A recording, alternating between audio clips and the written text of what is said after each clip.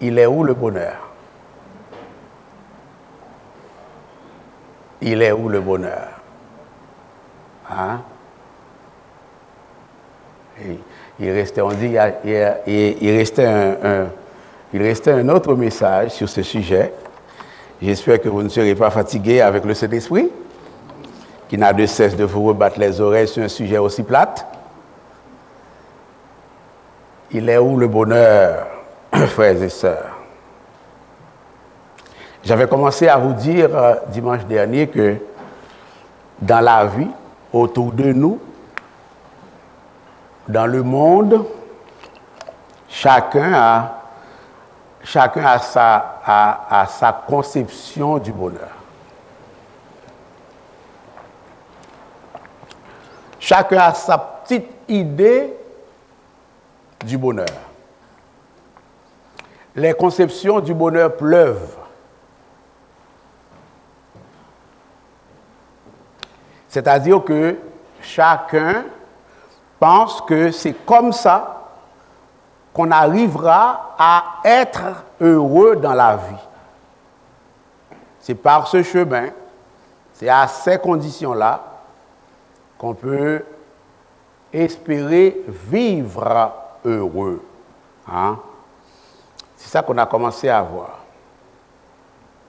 Nous avons vu que dimanche dernier, nous avons vu quelques opinions du bonheur, quelques petites idées relatives au bonheur.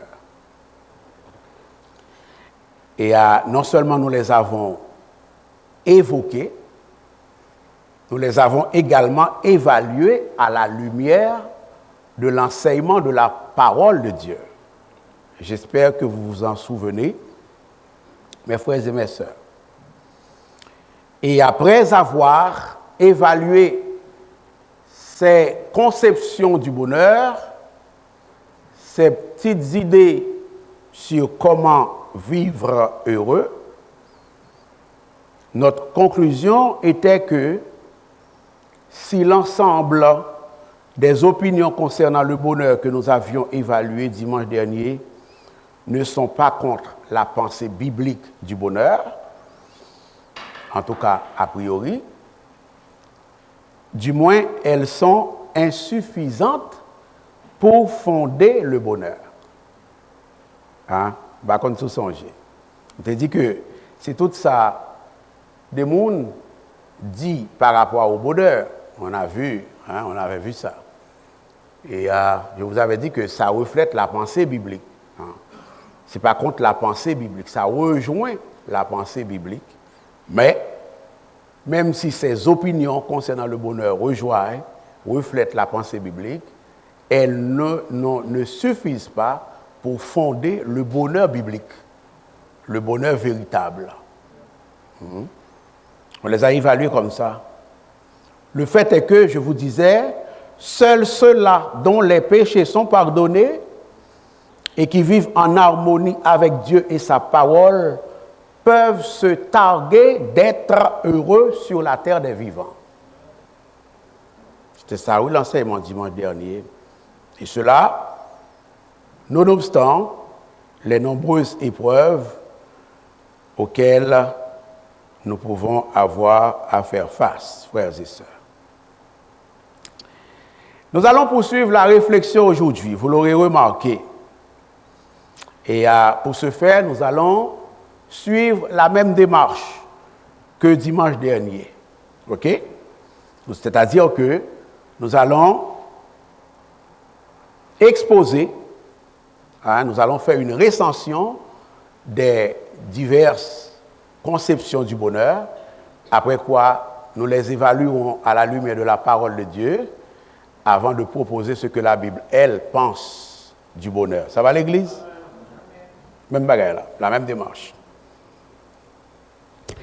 Cela dit, nous commençons avec l'opinion sur le bonheur de Charlie Munger. Charlie Munger, c'est un milliardaire américain, un partenaire d'affaires de Warren Buffett, un autre milliardaire américain comme lui, et quand même bien connu dans le domaine de l'immobilier, dans les affaires. Munger dit que, voici sa conception du bonheur, ok? Munger dit que vous et moi, nous faisons bien d'y prêter attention parce qu'elle ne s'oppose pas à la conception biblique du bonheur. Je vous le dis tout de suite, ok? C'est mon premier élément d'évaluation, d'accord? Il faut bien de prêter attention. Munger dit que pour s'assurer d'être heureux dans la vie, il faut apprendre à dépenser selon ses revenus. Aussi simple que cela, aussi plate que cela. Pour s'assurer d'être heureux dans la vie, il faut apprendre à dépenser selon ses revenus.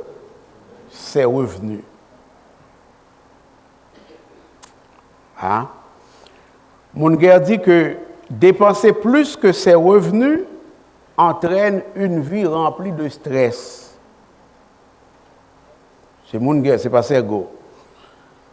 Munger dit que peu importe que l'on soit plongeur dans un restaurant ou président de la Banque nationale, je pense qu'il fait allusion à la banque américaine, vivre au-dessus de ses moyens nous amènera dans un cul-de-sac qui empoisonnera notre existence en plus de diminuer notre train et notre qualité de vie à long terme, dit-il.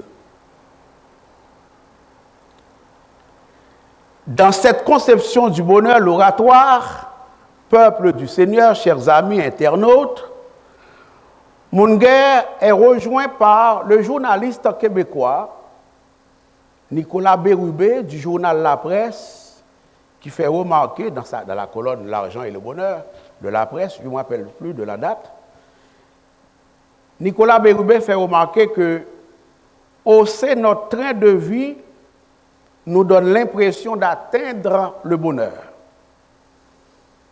Il dit, mais nous revenons toujours à la case départ. Ça finit juste par nous coûter plus cher.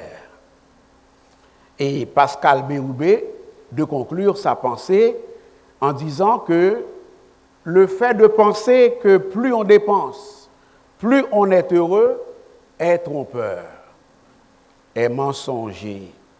Ce n'est pas vrai. Il n'y a pas de corrélation entre la dépense et le bonheur, ou alors entre la surconsommation et le bonheur.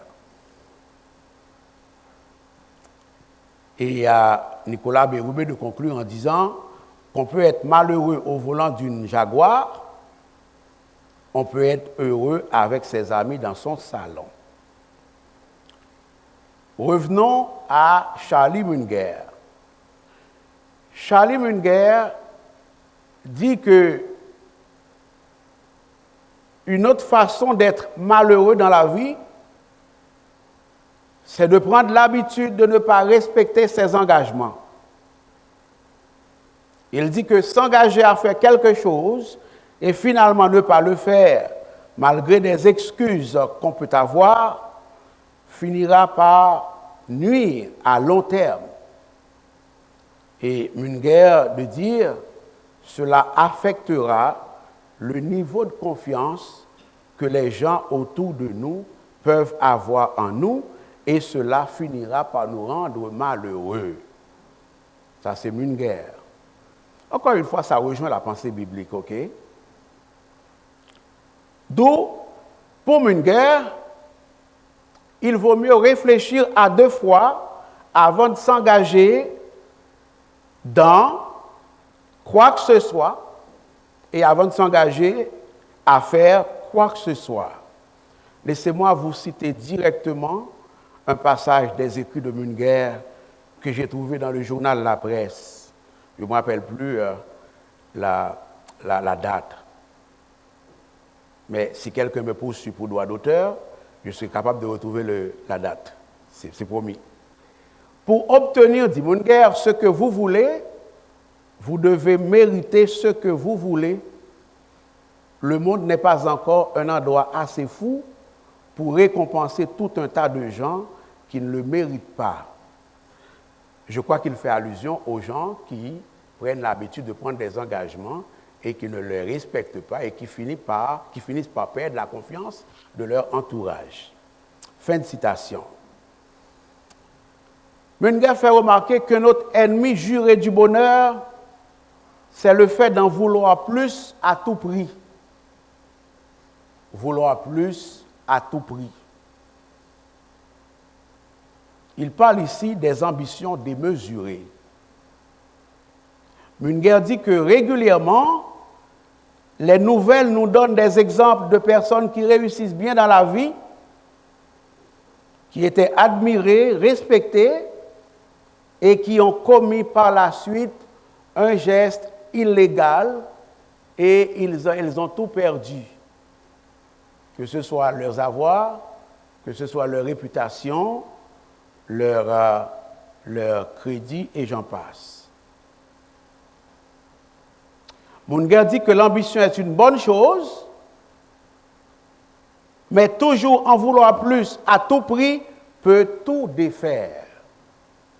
Dans la même veine, son partenaire d'affaires dont je vous parlais tout à l'heure, Warren Buffett, dit, je vous le cite, « Il faut 20 ans pour bâtir une réputation et 5 minutes pour la détruire. Si vous y pensez, vous ferez les choses différemment. » Fin de citation. Là aussi, c'est biblique. Là aussi, c'est biblique. Ça rejoint, ça reflète la pensée biblique. Plus loin, frères et sœurs, Munger dit que si on veut être malheureux, si on veut s'assurer d'être malheureux, il faut privilégier l'isolement social. On l'a vu dimanche dernier, celui-là. Sauf que ce n'était pas sous la plume de Munger. Si on veut être malheureux dans la vie, il faut privilégier l'isolement social. Vous aurez compris. Vous aurez compris. Si on veut être heureux, il faut privilégier la connexion sociale. On est là? Citant une étude américaine dans la circonstance, Munger affirme que bien avant les revenus ou le train de vie, ce qui a la plus grande influence sur le bonheur des gens, c'est le nombre d'amis proches. Munger dit que pour vivre une vie malheureuse, coupons les ponts. Bon, il le dit par dérision. Hein? Pour vivre une vie malheureuse, donc, par dérision. Coupons les ponts, cessons les échanges pour nous consacrer entièrement à notre travail. Et Munger de faire remarquer que lorsqu'on combine, c'est lui qui parle, hein, c'est pas moi, c'est pas ma pensée, ok? Moi je prêchais tout à l'heure. Et Munger fait remarquer que lorsqu'on combine cette posture, la posture d'isolement social, avec l'aptitude à dépenser plus que ses revenus, il dit que c'est lui, c'est ses termes. Cela forme une tempête parfaite dans laquelle on est certain d'être malheureux. À vous d'en juger. Je vous laisse évaluer l'oratoire. Et je vous laisse en juger. Vous avez le jugement chrétien. Pasteur à plate matin, hein? Une autre opinion. Une autre personne qui a donné son avis par rapport au bonheur, sur le bonheur. Lui, il parle de la recette du bonheur, toujours dans le journal La Presse, cette fois et cette pensée-là, par le même numéro que tantôt.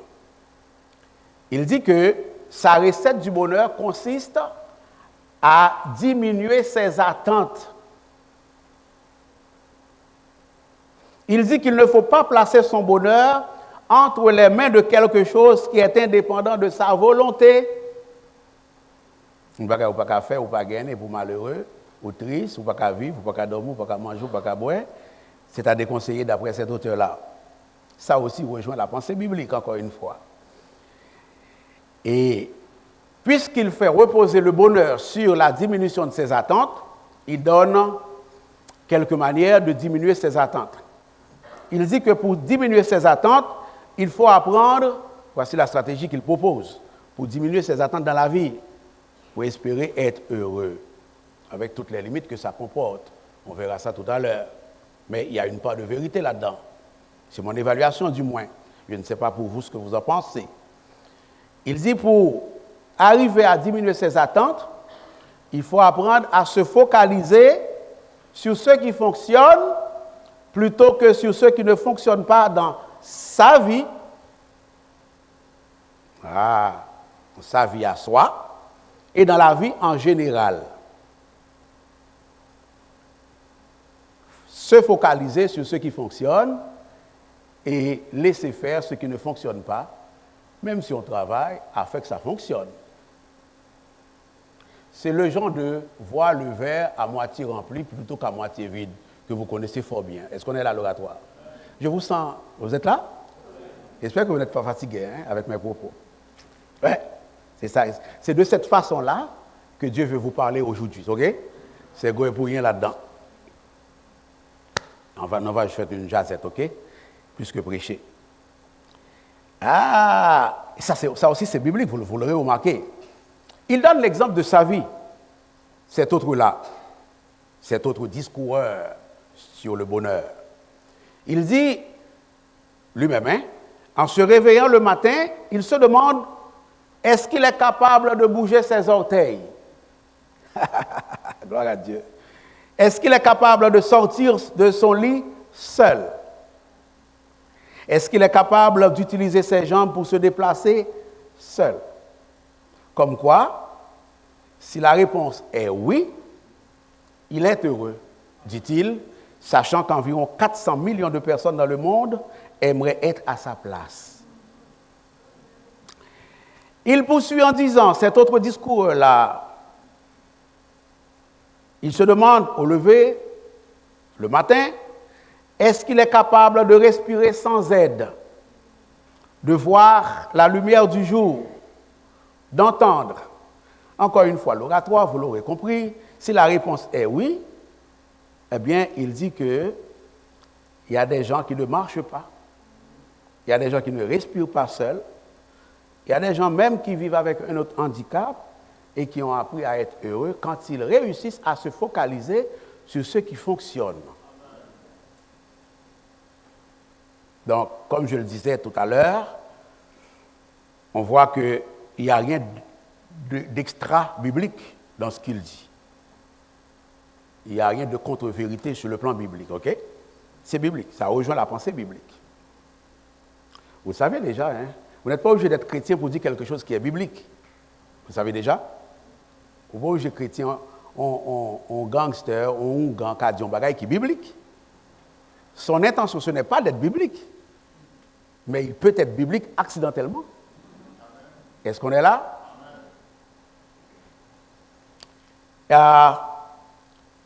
Cet auteur rejoint le grand Saint Augustin, cet homme de Dieu du Moyen-Âge, qui a dit que le bonheur, c'est de continuer à désirer ce que l'on possède. Pour leur part, frères et sœurs, mes bien-aimés, des chercheurs de l'université Harvard aux États-Unis d'Amérique, à Massachusetts, croient avoir débusqué, identifié donc, 9 habitudes qui peuvent rendre les gens heureux.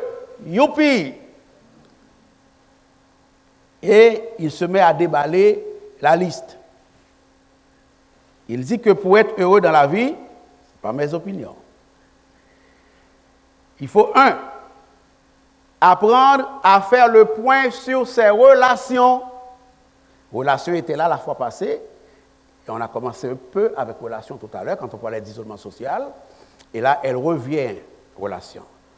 Il faut apprendre à faire le point sur ses relations, c'est-à-dire prendre le temps d'évaluer l'importance de ces relations, de réfléchir à ce que nous recevons des personnes qui nous entourent et ce que nous leur donnons. Cet exercice peut nous amener au bonheur d'après ce discours-là. Est-ce qu'on est là?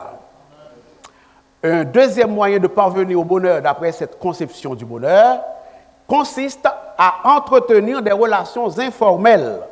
Relations encore, mais cette fois, relations informelles. Vous allez voir de quoi il s'agit quand il parle de relations informelles, même si vous avez déjà une certaine idée de qu'est-ce que ça veut dire informel dans la vie. Dans les relations informelles, dit-il, il n'y a pas que l'amitié et l'amour. OK? Il dit, traiter les personnes qui nous entourent avec respect, saluez le barista du café, le préparateur de café, au Tim Hortons, au Starbucks, c'est ça le barista. Et saluez le barista du café où vous vous rendez chaque jour. Prenez le temps de discuter avec l'hôte d'accueil de votre travail ou encore avec votre voisin que vous croisez quand vous promenez votre chien. Il dit que ces relations-là peuvent évoluer ou rester constantes, mais elles ont leur importance quant au bonheur. À vous d'en juger. Troisièmement, il dit, prendre le temps de faire la conversation est gage de bonheur. Le fait de voir ses amis augmente le bonheur. D'après ces savants-là, l'art de la conversation permet de partager des opinions avec des proches, de leur accorder du temps, de se sentir écouté, de les écouter. Il dit, c'est gagnant-gagnant pour ce qui est du bonheur. Quatrièmement, les chercheurs de l'Université Harvard croient que cultiver la gentillesse est une voie d'accès au bonheur, c'est-à-dire être attentionné, être sensible, être aimable, être ouvert aux autres. Il dit que c'est le terme de ces chercheurs-là. Ça booste émotionnellement et ça provoque la joie qui est famille du bonheur. Il dit ça marche aussi pour soi. Être gentil avec soi-même, être gentil avec soi-même est une vraie clé pour atteindre le bonheur. Il dit que l'engagement aussi, c'est un facteur du bonheur. Le bénévolat participe à l'épanouissement personnel. Ceux qui travaillent dans l'Église, ils l'auront compris. Quand on sert et on aime ça servir, on retient du bonheur dans le service. C'est vrai dans votre CLSC du quartier, c'est vrai dans votre... le bénévolat, quand j'étais à l'université, quand je faisais mon bac, je faisais un travail sur le bénévolat qui tendait à perdre de l'influence. C'est dommage parce que le bénévolat rend tellement les gens bien dans leur peau. Parce que l'humanité fait en sorte qu'on aime servir, on aime aider et on aime voir qu'on est utile à des personnes. Donc, s'engager dans votre quartier, il dit que c'est gage du bonheur, ça amène le bonheur. Sixièmement, être vulnérable. Il dit, le fait d'être vulnérable garantit le bonheur. C'est-à-dire, faire tomber le masque. Et ne pas se prendre trop au sérieux, sans désordre pour autant. Être soi-même et être vulnérable, ça fait partie des habitudes qui rendent les gens heureux. Admettez tes erreurs, cela dit. Une des manières d'être vulnérable, c'est d'admettre ses erreurs, par exemple. Bon. Septièmement, apprendre à s'excuser. Les chercheurs de l'Université Harvard croient qu'apprendre à s'excuser amène le bonheur. Ça permet de construire des relations saines. Il faut savoir dire pardon de temps en temps, quand c'est nécessaire, d'après ces chercheurs-là. Tout ça, c'est biblique aussi. Être curieux, on est rendu au 9e élément de bonheur, de conditionnalité de bonheur, d'après les chercheurs d'Harvard. Il dit, être curieux, c'est une façon de stimuler son cerveau, de s'ouvrir aux autres, comme au monde. De temps en temps, vous lisez des journaux, si vous êtes capable. Et si vous lisez, vous écoutez de bonnes choses sur YouTube, vous lisez de beaux livres, et vous regardez de belles... en tout cas, vous connaissez autant de choses que vous pouvez découvrir. Il croit que ça amène le bonheur. Et 9, exprimer son amour. Il ne suffit pas d'aimer, il faut l'exprimer. Il faut dire à tes amis, je t'aime. Je vous aime dans le Seigneur, cela dit. L'oratoire, je vous aime dans le Seigneur. J'espère que je suis heureux en le disant. À votre partenaire, à votre famille, il dit montrer votre amour et le dire vous rendra heureux. C'est des savants, Et la Bible, que dit-elle du bonheur? Il est où le bonheur d'après la Bible? Ouais. La Bible dit, le bonheur est dans la sagesse.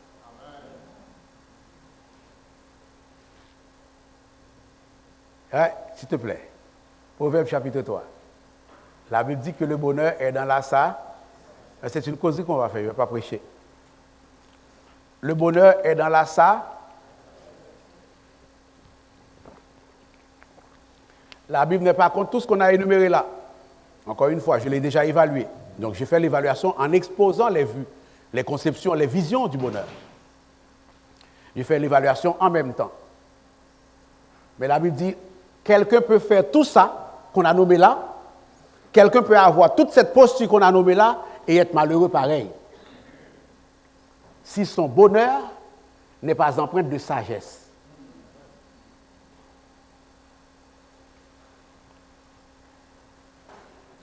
Heureux l'homme, Proverbe chapitre 3. Nous allons prêcher sur le chapitre 3, mais on va regarder le chapitre 3, verset 13 maintenant. Et je vais faire un lien avec le chapitre 8, verset 32 à 36. Pas besoin de vous déranger, Régie, je vous les envoyer. Donc, tu peux rester à ça. Je vais lire 32 à 36 du chapitre 8. Heureux l'homme qui a trouvé la sagesse. Heureuse la femme qui a trouvé la sagesse. Le mot-clé ce matin est sagesse. Veux-tu être heureuse dans la vie, ma soeur? Veux-tu être heureux dans la vie, mon frère? Recevez la sagesse. Cultivez la sagesse. Soyez sages.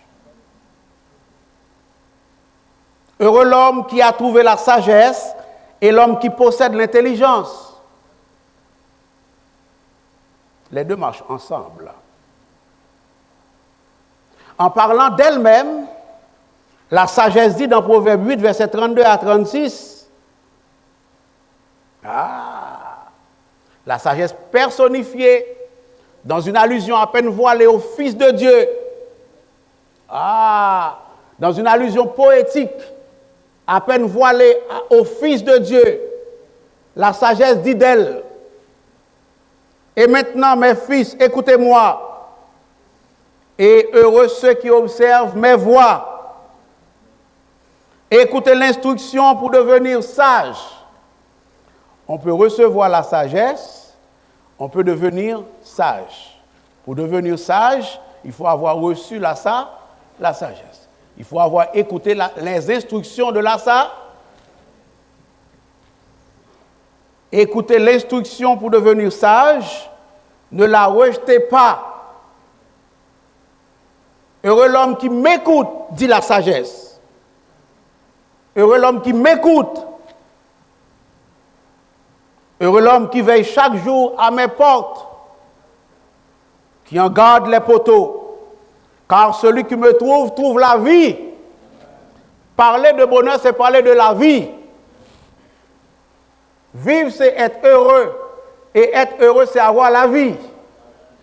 Et la vie réside dans la sagesse.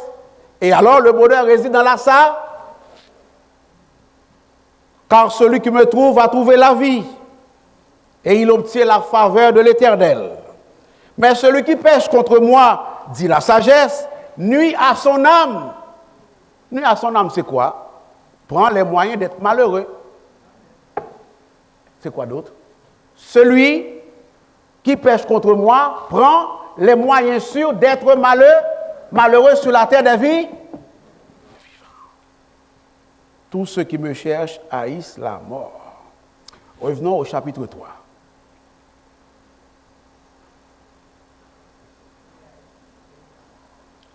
L'auteur, ayant fini de dire, heureux l'homme qui a trouvé la sagesse et l'homme qui possède l'intelligence, au verset 13 du chapitre 3, il se plaît à nous dire davantage sur la raison pour laquelle la sagesse procure tant le bonheur à ceux qui l'acceptent, à ceux qui la recherchent, à ceux qui la reçoivent, à ceux qui en fait le collier de son cou.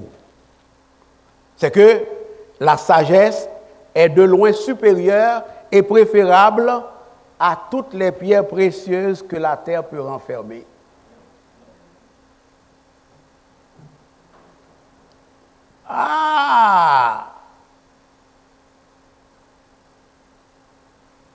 Encore au chapitre 8, verset 10 à 11, la sagesse dit, préférez mes instructions à l'argent et la science. Puis tu as sagesse, tu n'as diplôme. Puis tu as sagesse, tu n'as l'argent. Puis tu as sagesse, tu n'as relation. Puis tu as sagesse, tu n'as caille. Puis tu as sagesse, tu n'as amis. Puis tu as sagesse, tu n'as compte en banque. Préférez mes instructions à l'argent et la science, alors le plus précieux, car la sagesse vaut mieux que les bijoux, que tous les bijoux de prix. Moi, je viens de prêcher, oui, quant à moi. Je viens de prêcher longtemps.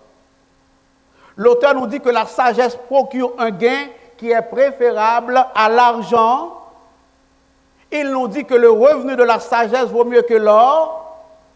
Il se trouve que la sagesse, frères et sœurs, est même plus précieuse que les perles. Tous les objets de tes désirs n'ont pas la valeur de la sagesse. Proverbe 3, le verset 15. Est-ce qu'on est là? Et plus loin, l'auteur décrit les joies, les plaisirs, les bénédictions et le bonheur qui émanent de la sagesse en disant « Dans sa droite est une longue vie. » On est là?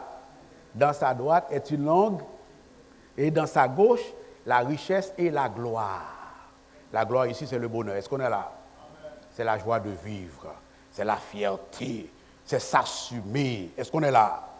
C'est se sentir bien dans sa peau, dans sa pensée, dans son âme, dans son fort intérieur. C'est ça la gloire ici. Est-ce que l'Église est là?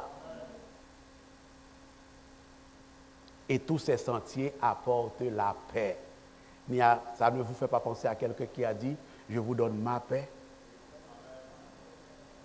Ah là là, je ne vous la donne pas comme le monde la donne. Est-ce qu'on est là, frères et sœurs? La paix ici est synonyme de paix intérieure, de bonheur, de s'assumer, d'épanouissement, de se sentir bien dans sa peau, dans la vie. Quand on est là, je n'ai rien qui empêche de me dormir. Est-ce qu'on est là? Je n'ai rien qui empêche de me dormir. Et pourtant, je plein de problèmes. Est-ce qu'on est là?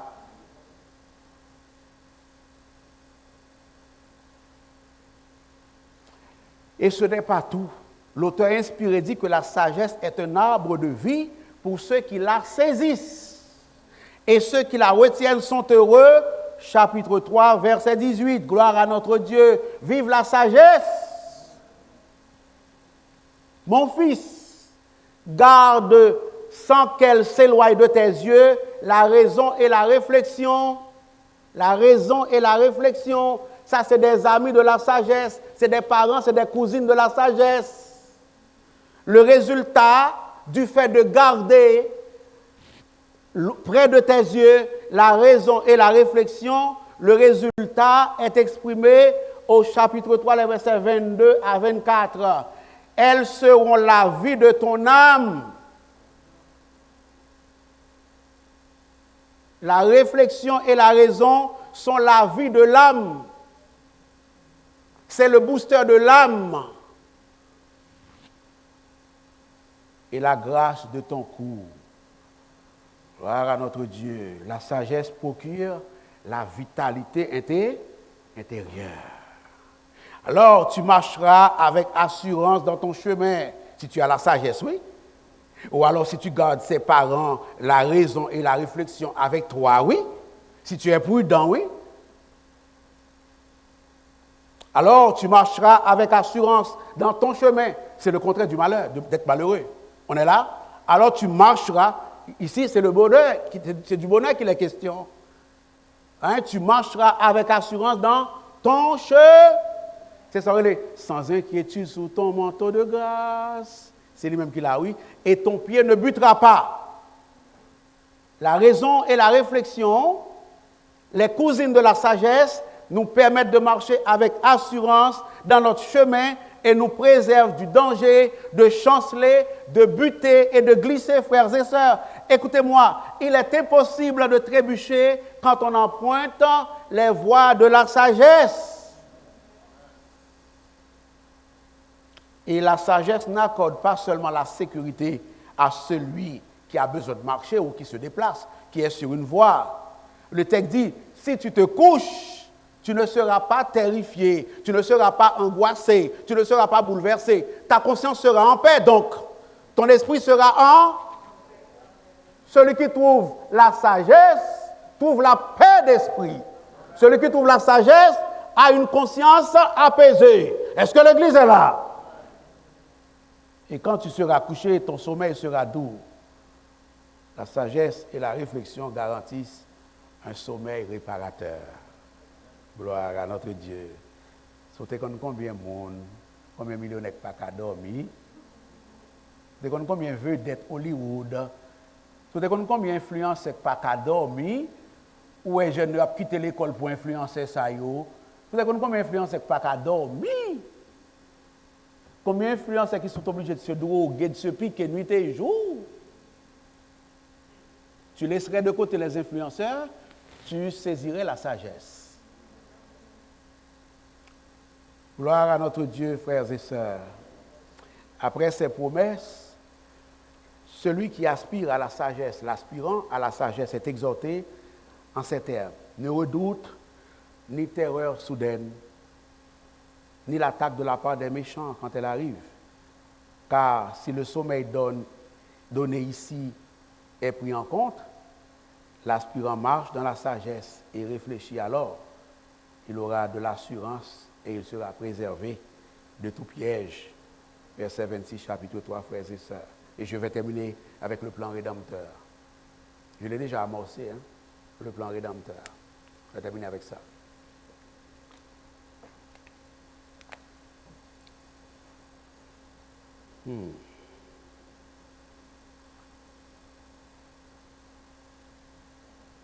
La sagesse a déjà dit d'elle qu'elle fait corps avec le discernement. Je reviens au chapitre 8 de Proverbes. Moi, la sagesse, Proverbes chapitre 8, verset 12, avec quelques versets 14, et après je termine. Moi, la sagesse, j'ai pour demeure le discernement, et je possède la science et de la réflexion. Gloire à notre Dieu. Verset 14. Le conseil et le succès m'appartiennent. Oh, je suis l'intelligence, la force est à moi. Gloire à notre Dieu. La sagesse donne la science et la réflexion. Nous avons besoin de sagesse pour gérer les affaires courantes de la vie. Et la sagesse a toute cette sagesse à donner. Ça va l'Église? Nous avons besoin de la sagesse, de la réflexion, du discernement pour gérer les affaires courantes de la vie, pour nous permettre de prendre de bonnes décisions, des décisions qui n'apportent pas la déception, le stress, le malheur, frères et sœurs. D'après Proverbes chapitre 16, verset 20, celui qui réfléchit sur les choses trouve le bonheur. Gloire à notre Dieu. Et qu'est-ce que la sagesse? Pour avoir une telle puissance, je termine, c'est promis, ok? Qu'est-ce que la sagesse, l'oratoire peuple du Seigneur, chers amis internautes, pour que la sagesse ait une telle puissance? En église, c'est déjà un mot, hein? Vous allez vous parler là, avec de prêcher. Qu'est-ce que la sagesse pour être si précieuse, si efficace et si prompte à générer le bonheur? Qu'est-ce que la sagesse même, frère Adoué? Qu'est-ce que la sagesse pour être plus précieuse que tout dans la vie? Frère Bakik, tu as une idée, hein? Je pense que tu as une idée.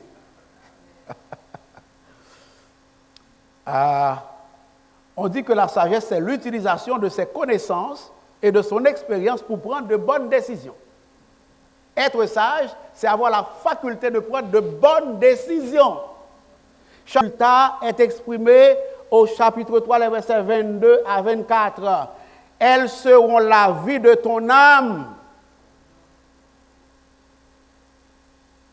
La réflexion et la raison sont la vie de l'âme. C'est le booster de l'âme. Et la grâce de ton cours. Gloire à notre Dieu. La sagesse procure la vitalité intérieure. Alors, tu marcheras avec assurance dans ton chemin, si tu as la sagesse, oui. Ou alors, si tu gardes ses parents, la raison et la réflexion avec toi, oui. Si tu es prudent, oui. Alors, tu marcheras avec assurance dans ton chemin. C'est le contraire du malheur, d'être malheureux. On est là? Alors, tu marcheras. Ici, c'est le bonheur, c'est du bonheur qu'il est question. Hein? Tu marcheras avec assurance dans ton chemin. C'est ça, sans inquiétude sous ton manteau de grâce. C'est lui-même qui l'a, oui. Et ton pied ne butera pas. La raison et la réflexion, les cousines de la sagesse, nous permettent de marcher avec assurance dans notre chemin et nous préservent du danger de chanceler, de buter et de glisser, frères et sœurs. Écoutez-moi, il est impossible de trébucher quand on emprunte les voies de la sagesse. Et la sagesse n'accorde pas seulement la sécurité à celui qui a besoin de marcher ou qui se déplace, qui est sur une voie. Le texte dit, si tu te couches, tu ne seras pas terrifié, tu ne seras pas angoissé, tu ne seras pas bouleversé. Ta conscience sera en paix, donc ton esprit sera en... Celui qui trouve la sagesse trouve la paix d'esprit.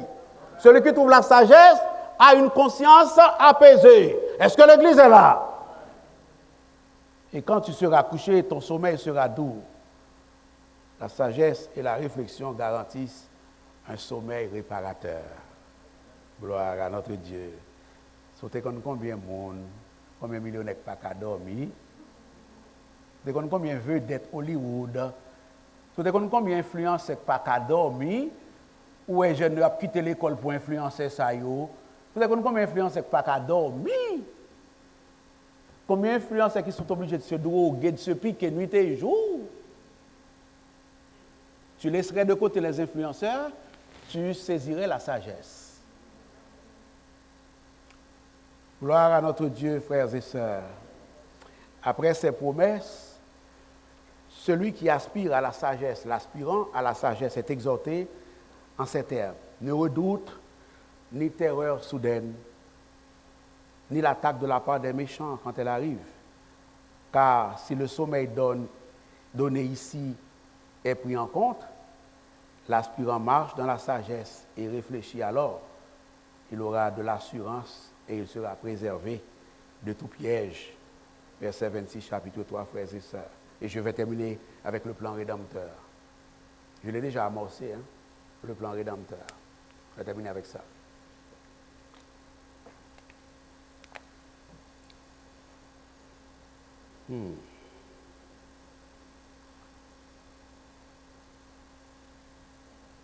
La sagesse a déjà dit d'elle qu'elle fait corps avec le discernement.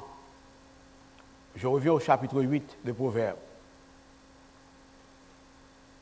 Moi, la sagesse, Proverbes chapitre 8, verset 12, avec quelques versets 14, et après je termine. Moi, la sagesse, j'ai pour demeure le discernement, et je possède la science et de la réflexion. Gloire à notre Dieu. Verset 14.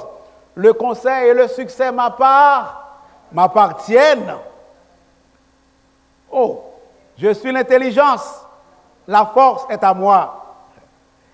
Gloire à notre Dieu. La sagesse donne la science et la réflexion. Nous avons besoin de sagesse pour gérer les affaires courantes de la vie.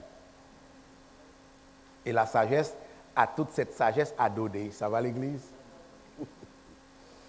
Nous avons besoin de la sagesse, de la réflexion, du discernement pour gérer les affaires courantes de la vie, pour nous permettre de prendre de bonnes décisions, des décisions qui n'apportent pas la déception, le stress, le malheur, frères et sœurs. D'après Proverbes chapitre 16, verset 20, celui qui réfléchit sur les choses trouve le bonheur. Gloire à notre Dieu. Et qu'est-ce que la sagesse? Pour avoir une telle puissance, je termine, c'est promis, ok? Qu'est-ce que la sagesse, l'oratoire peuple du Seigneur, chers amis internautes? Pour que la sagesse ait une telle puissance, En église, c'est déjà un mot, hein. Vous allez vous parler là, quand même de prêcher. Qu'est-ce que la sagesse pour être si précieuse, si efficace et si prompte à générer le bonheur? Qu'est-ce que la sagesse même, frère Adoué? Qu'est-ce que la sagesse pour être plus précieuse que tout dans la vie? Frère Abaki, tu as une idée, hein? Je pense que tu as une idée.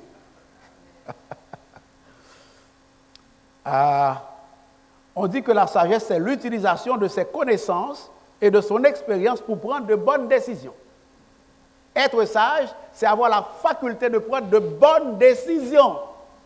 Charles Spurgeon dit de la sagesse qu'elle est l'utilisation correcte de la connaissance. C'est vrai. Et Proverbe l'admet. Mais Proverbe parle de deux sagesses. Il parle de la sagesse comme ça, en ces termes, en termes de vertu, de capacité pratique, d'application correcte de la connaissance, de bonne utilisation de l'intelligence. Mais Proverbe parle de la sagesse comme étant une personne, un individu. Ça va à l'église? Écoutez la sagesse qui parle, on termine, ok? Regardez la sagesse. La sagesse dit, après avoir dit, moi, la sagesse, j'ai pour demeure le discernement et je pose être la science de la réflexion. Et la sagesse, oui, le conseil et le succès m'appartiennent. La science dit, la sagesse dit, lorsqu'il disposa les cieux, lorsque l'Éternel disposa les cieux, j'étais là. Et Chilo, ça te dit quelque chose? Lorsqu'il traça un cercle à la surface de l'abîme, lorsqu'il fixa les nuages en haut et que les sources de l'abîme jaillissent avec force, lorsqu'il donna une limite à la mer pour que les eaux n'en franchissent pas les bords, j'étais à l'œuvre auprès de lui. D'abord, fait théologie biblique avec vous. Vous avez une idée de qui on a parlé là, la sagesse. D'abord, fait théologie biblique avec vous. Est-ce qu'on est là? Oh, d'abord, fait théologie biblique dans l'examen. J'ai 9 ans fait théologie biblique dans l'examen. J'étais à l'œuvre auprès de lui et je faisais tous les jours ses délices. Ça, ce n'est pas une vertu, ça. Ça, ce n'est pas une vertu, ça. Ah, ce n'est pas un savoir-être, ni un savoir-faire, ça. C'est une personne. Est-ce que l'Église est là? Oh, oh. Et je faisais tous les jours ses délices, jouant sans cesse en sa présence. Et maintenant, mes fils, écoutez-moi. Et heureux ceux qui observent mes voix, écoutez l'instruction. Donc, la sagesse, c'est Jésus lui-même.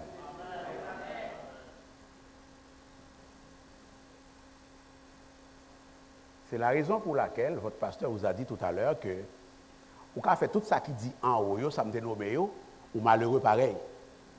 Parce que il y a un peu de monde qui n'est pas converti, qui n'est pas contre Jésus, qui est capable de vivre, joindre nous parler en haut, à la lettre, mieux que le monde qui est converti, même. Est-ce qu'on est là?